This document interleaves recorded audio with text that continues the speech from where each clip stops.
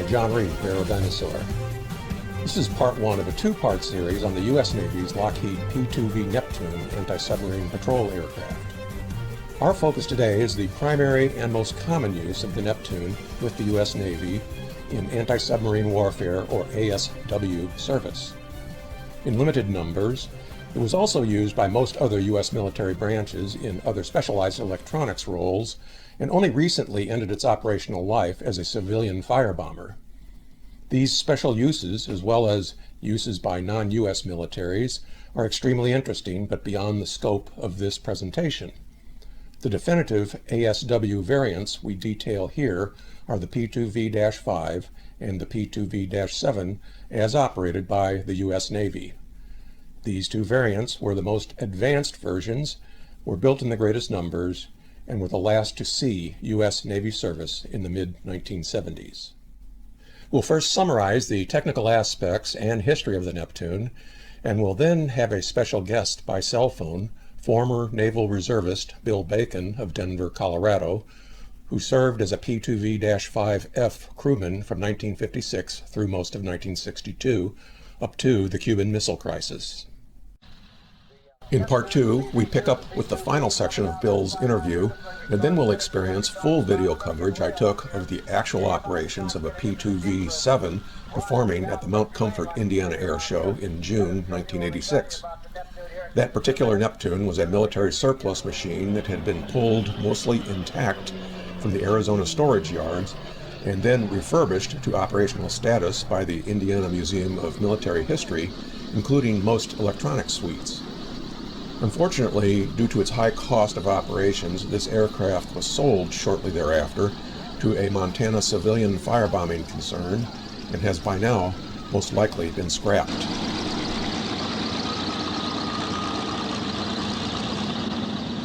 So, why cover the Neptune on this AeroDinosaur channel, which emphasizes heavy piston propliner transports?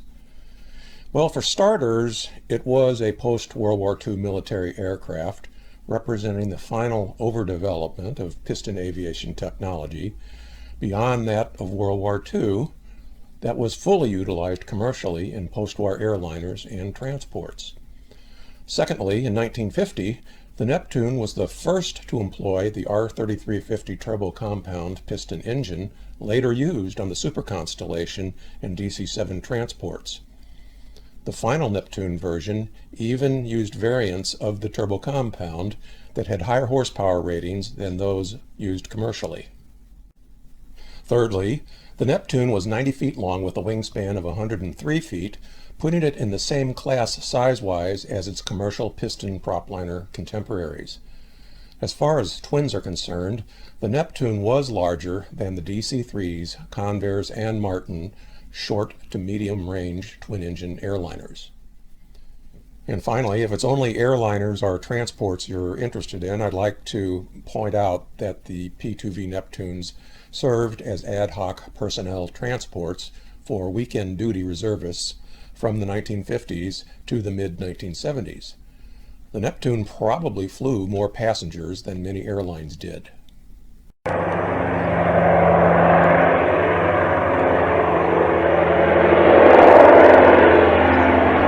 P2Vs I witnessed in operation early in the 1970s were indeed being used as personnel transports. While they had full operable electronic suites, these Neptunes were carrying passengers. They were flying naval weekend reservists between St. Louis and Naval Station Memphis at Millington. They would head south for weekend duty on Fridays and return home on Sunday evenings. Also, some of the earlier Neptune variants were used as VIP transports for high-ranking military officials. Design work began in 1941 for an improved aircraft to replace the much smaller, less capable Lockheed PV-1 Ventura and PV-2 Harpoon naval patrol bombers then in service. The Navy awarded a contract to Lockheed in April 1944 for 2 prototype Neptunes and 15 service test aircraft. The prototype XP2V-1 first flew in May 1945 from Lockheed's production facilities in Burbank, California.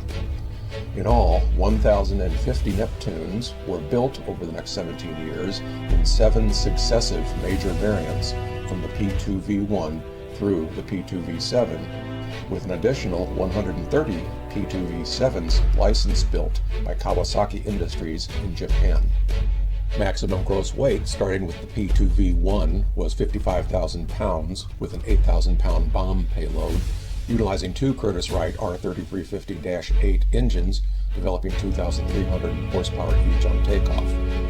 By the mid-1950s, this had evolved into the P2V-7 with a 79,800-pound maximum gross weight with 12,000 pounds of ordnance, and also utilizing 2 3,700 horsepower R3350WA triple compound engines and 2 J-34 auxiliary jets of 3,400 pounds thrust each.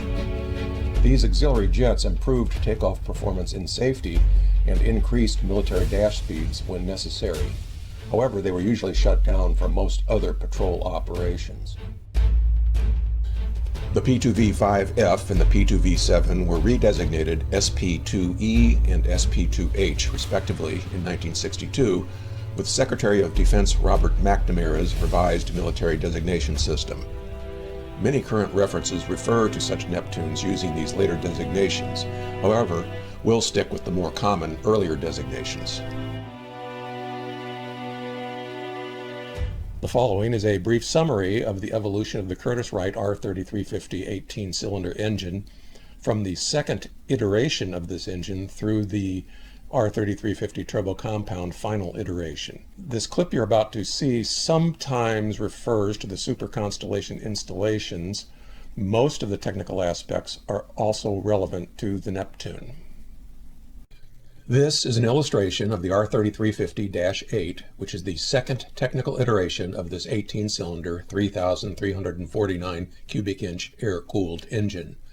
It still had the cast cylinder heads that characterized the first iteration of this engine, used on the Boeing B-29 Superfortress heavy bomber and the Lockheed L-049 Constellation airliner.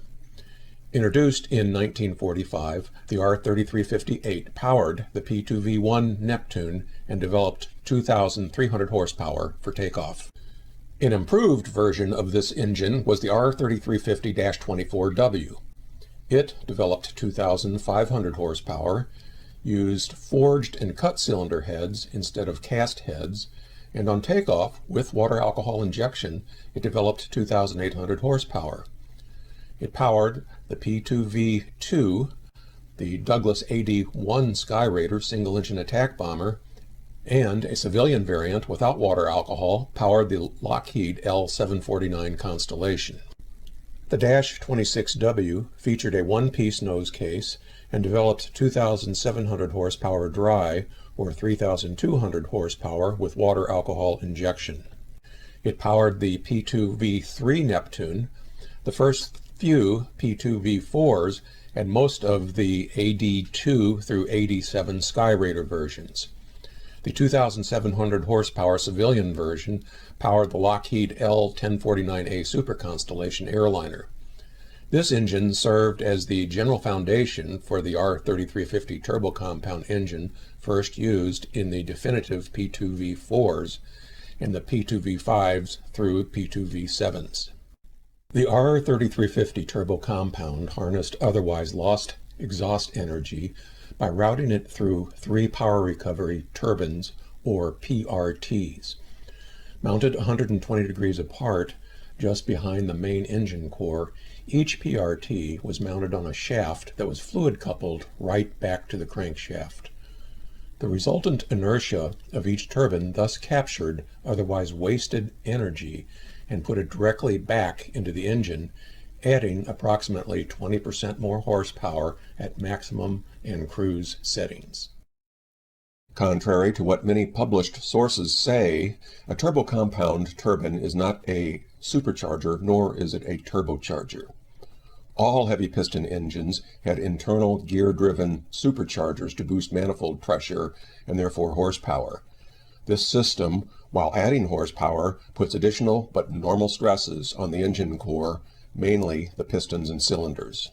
Some heavy piston aircraft engines that needed high altitude performance featured exhaust-driven pressure turbochargers, which pressurized the carburetor intake before the carburetor mixture entered the gear-driven supercharger, not to increase horsepower, but to maintain horsepower at high altitudes.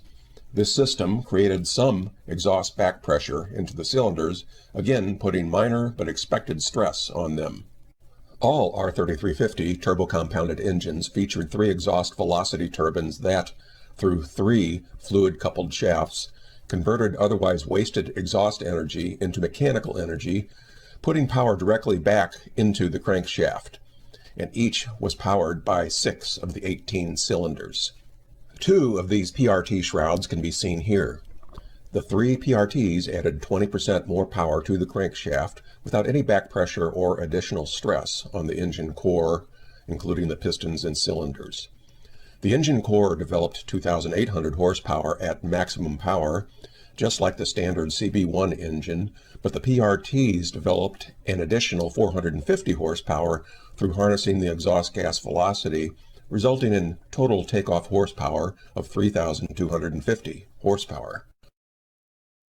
The Dash 7 had a top speed of 365 miles per hour and a cruise speed for normal patrol of 188 miles per hour.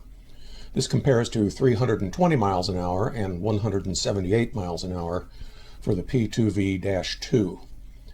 The entire crew enters the aircraft through a hatch inside the nose wheel well. Starting at the nose, we'll describe the 8 crew positions manned by the 11 crewmen. Stationed at the plexiglass nose is the magnetic anomaly detector operator, who also served as an observer.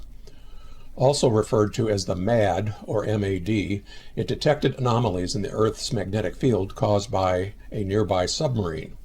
Then, passive or active sonobuoys could be used to fine-tune the enemy submarine's position and course.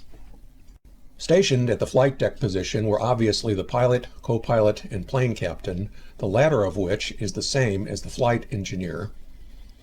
Just behind the flight deck was the Jezebel operator, who recorded and processed underwater sound data from passive expendable sonobuoys that would be dropped into the water by the Neptune to get a fix on an enemy submarine.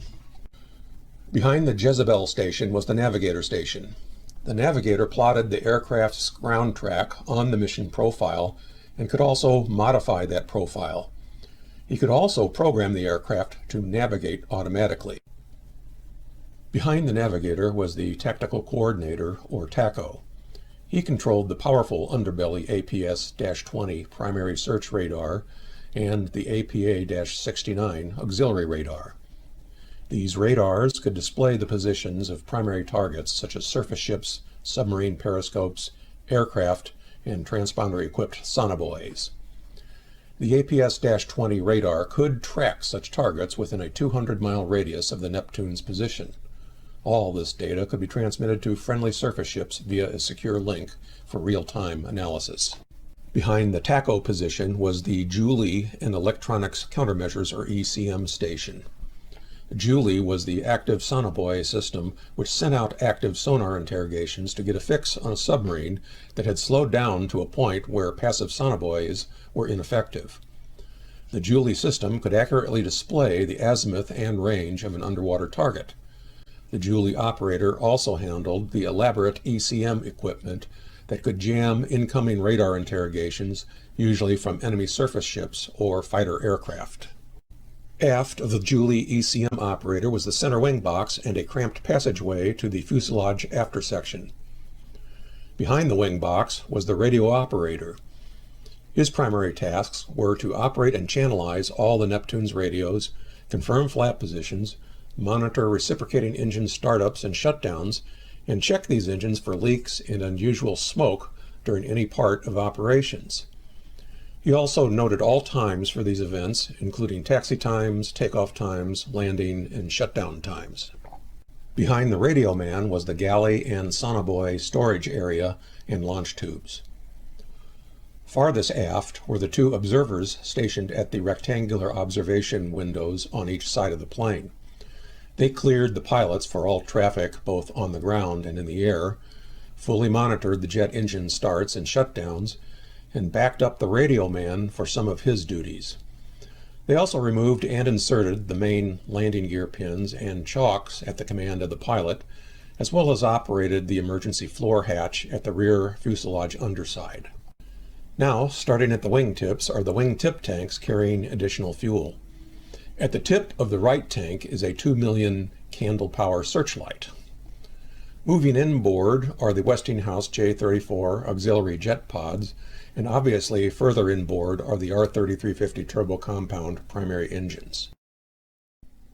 Now, we're extremely happy to introduce via cell phone former P2V-5F Crewman Bill Bacon of Westminster, Colorado, which is near Denver. He joined the Naval Reserve right after earning his private pilot certificate at 18 years of age, but couldn't serve as a Navy pilot because of substandard vision, and being only 18, he did not have a college degree. Accordingly, he was trained in the Neptune's electronics suites, which was really where most of the excitement was anyway. He was initially stationed at Buckley Naval Air Station near his home in Denver, serving a weekend each month. After his Navy service, he became an accomplished civilian pilot, instructor, and examiner, and ultimately served as the Chief Rocky Mountain Area Examiner for the FAA. He's the rare recipient of the FAA's coveted Wright Brothers Master Pilot Award for accident-free flying for at least 50 consecutive years. He also had a role in the pilot certification of one of our space shuttle astronauts, Kalpana Chawla from India, also known as KC. Bill administered the practical test for her private pilot certificate, including written and oral exams, as well as her private pilot check ride. She then earned the full gamut of pilot certificates and ratings before joining NASA. Sadly, on February 1st, 2003, Casey was killed in the Space Shuttle Columbia that was lost over Texas, which was her second flight on the shuttle. Bill is currently Director Emeritus of the Broomfield Veterans Memorial Museum in Colorado after serving several years as a director. This museum has a lot of military aviation displays and a very proactive membership. Bill, hi Bill, how are you today? Hello, John. It's nice talking to you again. Yeah, nice talking to you too. Want to thank you for helping us today and happy to do this. It's exciting event for me. Yeah, Bill, could you tell us about Buckley and some of your subsequent base assignments? Oh, the Naval Air, like I said, was in 1954. It was at Buckley Naval Air Station. Right. And so I drilled there on weekends. And then in 1958, Buckley ceased to be a naval air station due to the defense spending cutback. The base didn't close. It became Buckley Buckley Air National Guard base, and with no ties to the Navy. Right. Many years later, it became Buckley Air Force Base, and it still is. So in 1959, I was transferred to a reserve P2V squadron in Olathe, Kansas, near Kansas City. Each month on a Friday evening, the Navy would send an R-5D transport to Buckley and airlift about 50 of us to Olathe for our weekend drill. And then on Sunday evening, we were flown back home. I did this for 2 years. Yeah, Bill, interestingly, my first exposure to the Neptune, which is really the subject of this program, was in the early 1970s when they were being used very much in the same way that the R5Ds you mentioned were. During that time frame in the early 70s, the Neptunes, still with full electronic suites, were actually used as ad hoc personnel transports for weekend reservists between the... Oh, yeah, they would airlift. In fact, I know of them that flew P3. Did the same thing. Yeah, and the ones I saw were between Naval Air Station Memphis at Millington, Tennessee, and St. Louis. And just like clockwork, they flew directly over my St. Louis house, outbound on Fridays and inbound on Sundays, just like you said. So I'd like to ask you what initial types of aircraft in the Navy did you fly in? Well, yeah, in my early days of reserve activity, my first squadron assignment was with VS-711, and this squadron was equipped with these old World War II TBM Avengers. For 2 years I racked up a fair amount of flying hours in the rear of these TBMs. It was great fun. I spent my first 2-week summer training exercise with the TBM squad in 1955, and in 1956 the Avengers were declared obsolete, and they were all sent to the Navy Boneyard near Phoenix. That facility was the NAS Litchfield Naval Air Station. Now that's long gone. Right. Now all 5 of these girls retired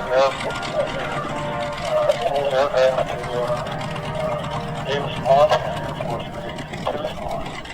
And so luckily switched the Avenger Squadron to a patrol squadron flying P2V-5F. Most naval squadrons also had a few Twin Beach Model 18s. They called them SMPs. And our squadron uses beaches for instrument currency and proficiency, with the 2 pilots up front alternating under the instrument hood. And then they stationed 2 enlisted men in the back of the aircraft to look for traffic. I did this quite a bit. It's a little hard to see forward from the back, but it made the flight a little safer. Yeah.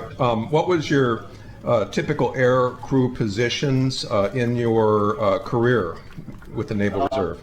In the Avenger days, I was a new kid on the block, and they'd put me in the after station or in the bilge when the pilots would go out on flight. I think mostly to look good on paper. Right. When these pilots were earning their flight pay, it just showed additional activity in the squadron and so forth. I did learn a little bit about these TVMs and some of the crew positions. I had APS 20 radar for anti-submarine work. I learned that, which helped later with the P2V. Well, they had searchlights, and they could drop smoke flares out to some tubes in the bilge and simulate dropping sonobuoys. Now, your position was in the kind of the body of the fuselage. I know the World War II initial variant had a gun turret back there behind the cockpit. That was the after station. The model of TVMs that we flew, that was gone. That was taken. I see. It had a radar position in there. And another thing I did is I always had to help fuel the airplane after each flight, moving along with the gas truck. I was always put to work for that aircraft. Yeah. When you were assigned to the P2V Neptune, which variants did you fly in, and what was your crew assignments? Yeah, I was only in one variant. That was the P2V-5F, the Model 5 with a J-34 jet engine. So I was assigned to P2Vs in Buckley in 1956, Olathe in 1959, and then on active duty in 1961 and 62. Right. A large number of these P2V 5 production run was fitted with the Westinghouse J-34 jet engine. Jet better performance and safety for takeoff. And for normal flight, the jets were shut down to save fuel. The other P2V variant with the jet engines was the last model, the P2V-7. Many or most of the P2V-5Fs and 7 were sent to Vietnam. The Model 7 were the last ones built, over about 1,200 total. And the 7 and the 5 were both basically the same anti-submarine warfare configurations with the magnetic anomaly detector stinger in back, as well as the APS-20 radome under the fuselage. Am I correct there? Yeah, that's yeah, correct. and I think the P2V-7 had the bulged flight deck canopy so that they could have better visibility. So that's the best way to tell the difference. Yeah, that's true. If you look at the two airplanes together, the cockpit kind of bulges on the 7 model. Right. The pilot seat. Right. Now, I guess we were going to talk about your crew assignment as a radio man, I think. Yeah, right. My initial crew assignment was a radio man. because in high school I was in the ham radio club, and I got the FCC amateur general radio amateur general license. My call sign is K0IQI. I still have that license in a frame on my wall. But in order to get this ham general license, you had to know the Morse code. Right. Oh boy, the Navy learned that I did this. I should have kept quiet. They immediately assigned me a radio position. And most of my Navy radio training was done in-house. It was in the squadron. They didn't get me off to a school someplace. But I did in order to earn the aircraft or the aircrew wings, you also had to qualify in 3 positions. So I did radio, and I qualified in the APS-20 radar and the ALR-3 passive ECM. Yeah, and that's electronics countermeasures, basically to try to jam signals that are honing in on your airplane. Is that correct? Well, we could jam signals, but you could also monitor where you could, like, let's say a submarine was on the surface and he made a couple sweeps with his radar. You can pick that up on that. You can pick that up right away. Yeah. And it doesn't take much, does it? No, with the CCM that we had, you could pick up all kinds of radar signals from shore installations, from ships, and so forth. With a fingerprint, it would measure the pulse repetition rate and different things, and you would learn a lot about what kind of a radar was out there. Right. And the APS-20 was pretty good at identifying surface ships, snorkels, submarine snorkels. Powerful long-range search radar, and it was really a thing in the 60s. Well, now it's probably a million light years ahead, but even the technology of the 60s blows my mind away. So, okay, well, where did your unit initially deploy? Well, after our 1961 evacuation, the squadron was called VP-661, equipped with 12 P2V-5Fs with the aux jet engine, and we were sent to our hangar in Patuxent River, Maryland. And that was a very big operation. It still is for the Navy at Patuxent River. Yeah, that's a huge base. It's quite a facility. When was your unit called to active duty, and why were you activated? Now, you may recall the Berlin crisis occurred in 1961, and our newly elected president, JFK, he reacted by activating some reserve units for this Berlin crisis, and that was in November of 1961. We certainly weren't sent to Berlin, but it did cause our deployment to Cuba. All the reserve and active duty squadrons are evaluated by ORIs. These are operational readiness inspections. My Oasis squadron showed the highest degree of combat readiness. We were one of the best, and that got us activated. Yeah. We activated and merged with another East Coast squadron. Right. Squadron VP-661 based in Pax River, Maryland. So I guess if you're one of the best, you get assigned to the risky stuff, right? Right. That's what happened. So that's the cost of it, I guess. Very good. From Pax River, where did you move to? Well, VP-661 was permanently based in Pax River, and the squadron mission was to thoroughly monitor and document all the Russian vessels in the Atlantic that passed the U.S. East Coast on a course from Russia to Cuba. This included the Eland trawlers, tankers, freighters, surface warships, and submarines. We pick up the southbound vessel east of Maine. We follow them clear to Havana. And to accomplish this mission, about half of the squadron Neptunes were temporarily rotated and deployed to Guantanamo Bay for a month or so. Then the Cuba crews would switch places with the Pax River. And so I guess what you learned was there's no such thing at all of a Russian fishing boat. No, that's true. Yeah, these the Eland trawlers were just jammed with it. And they were the real spy ship. And how long were you at Guantanamo? Oh, roughly 6 months, a little less probably. Also about 6 months at Bass River. Because we weren't on active duty quite a year. And so what did your squadron do there? Well, I've already described our shipping surveillance and our anti-submarine patrol. We knew where every Russian ship was, and various VP-661 squadron aircraft would visit them several times each day and night. Yeah. The blockade that happened in October happened right when things really escalated. By then, the Berlin crisis was over, and we were released from active duty. My enlistment contract had also expired, but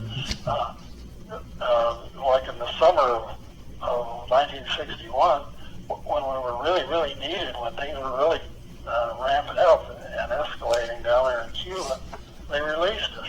Wow. Crazy. I never did understand that. Yeah, sometimes it just doesn't make sense when you're talking about the government. So let's see. I understand that your P2V in particular, with you crewing it, encountered a Russian Navy on several occasions. Tell me a little bit about these various encounters. Well, the Russian Navy warships kept kind of a low profile. We just didn't see many of them at all. They were pretty sneaky, but every day we would see several tankers and freighters, and I can still remember some of their names: Maxim, Gorky, Amir, the Okhotsk, and we were required to photograph these Russians with two big aerial cameras. The Navy needed photos of both sides of the ship, and the bow and the stern and the overhead. And this required flying quite low and over and around these ships. We always used HF radio for longer range, which necessitated reeling out about 300 feet of trailing wire antenna. And the end of that trailing wire was a heavy steel weight about the size of a beer can. It was shaped like an egg. And one day while photographing a Russian tanker, I forgot to reel in my trailing wire. Well, this heavy steel antenna weight from our P2V hit the steel hull of the ship going about 200 knots. Bam! Wow. On the ship, it had to sound like a major explosion. Of course, it ripped off my antenna. The Russian government filed a protest. They took photographs of our aircraft. It was a serial number on it, and it was taken from the ship. So this was probably the summer of 1962, maybe July. Yeah, right before the blockade happened.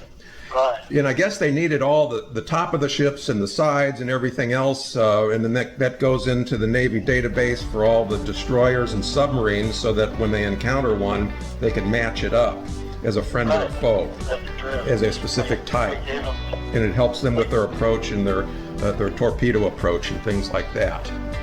So no one really understands all the work that goes in for the Navy to understand, for the Navy to know what type of silhouette, because all they see is a black silhouette on the horizon. We gave them, they call them hull profiles.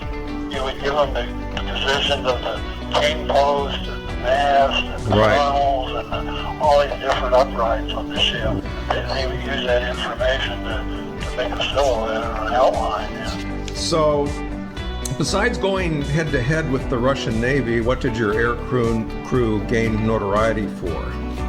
Well, shortly after our November 1961 arrival at Bass River, this was in December of 61, we were sent to Naval Air Station Brunswick, Maine for a SLAM-X, and that stands for Submarine Launch Missile Exercise. And this was a Canis SLAM-X, Canadian in the U.S. And the Canadians showed up with their Nimrods and their Arguses, and we chased a lot of diesel subs for about 2 weeks. And the Pride simulated was our very first nuke submarine, the USS Nautilus. And one day, with some help from a destroyer, the USS Neely, our crew hooked onto the Nautilus.